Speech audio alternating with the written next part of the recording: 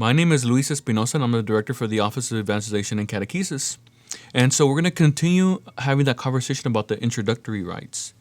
And so if we look at the general instruction of the Roman Missal, we continue to read about the next part, which is the reverence to the altar and the greeting of the assembled people. Remembering that in the previous time we talked about the entrance chant, and that there would be a procession that would be formed. So now, as the priest, as the deacon approaches the altar, they give a sign of reverence to the altar. So we're going to notice that the priest and the deacon will bow to the altar upon approaching the sanctuary. But if there's a tabernacle behind the altar, they're going to genuflect only upon entering and then later on at the end. And so once they enter the sanctuary, they approach the altar and they kiss the altar as a sign of reverence to the altar. Remembering that the altar would have by now been either blessed or dedicated. In most of our parishes, when there is a new construction and the altar is fixed, the altar is dedicated.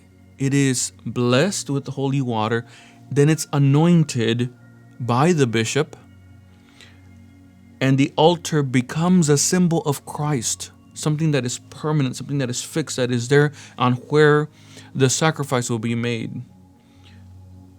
So the priest and the deacon reverence the altar.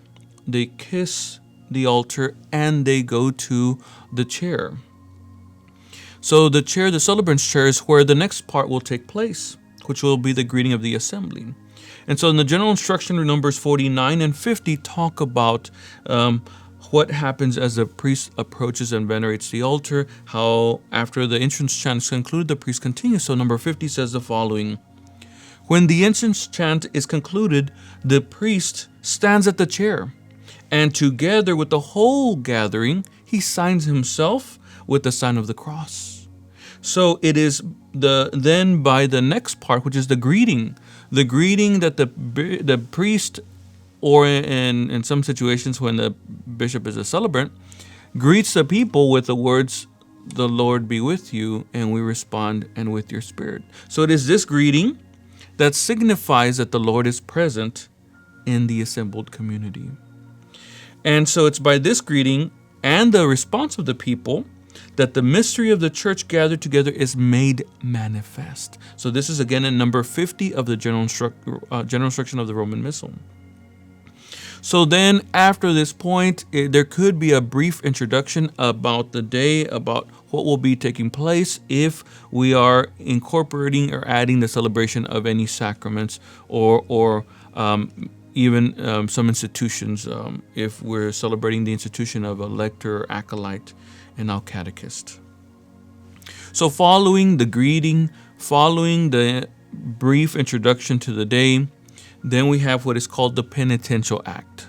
So the Penitential Act is that part in the liturgy where we stop to think about those times that we may have offended God.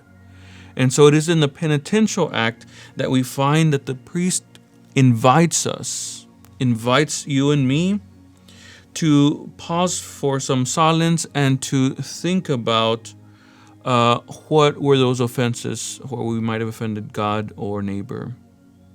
But this is a general confession. This is not to be understood as a sacrament of penance. Many have said in the teachings of the church that it is in the Penitential Act that we are absolved of the venial sins. And so again, highlighting that this is not to be equated with the sacrament of penance. But knowing that, especially right now, as we continue to celebrate the Easter season, the Penitential Act may be omitted. And instead, we could have the actual blessing and sprinkling of water as a way for us to remember our baptism. And so the Penitential Act can take several forms. Most of us are aware of the first form, which includes the recitation of the Confiteor, the recitation of I confess to Almighty God and to you, my brothers and sisters. So that's one of several forms that may take place for under the Penitential Act. So I would encourage you to look at the order of Mass and review what are the other options that we have for the Penitential Act. And so this session, we focused on how important it is to recognize or be aware of that reverence that is given to the altar as the priest, as a deacon, enters the sanctuary, reverence the altar, how the priest greets us and we respond to that greeting as a way to manifest that the Lord is in the assembly. But then also in that next part in the Penitential Act, which is a moment for us to stop, remember those things that we have done, said, or maybe even have failed to do, as the Confiteor says, in that we now receive what's through the general confession, we receive that simple absolution, but it's for the venial sins and not for the what we would call the mortal sins. So venial sins is what is forgiven as we participate in the liturgy, as we go through the Penitential Act.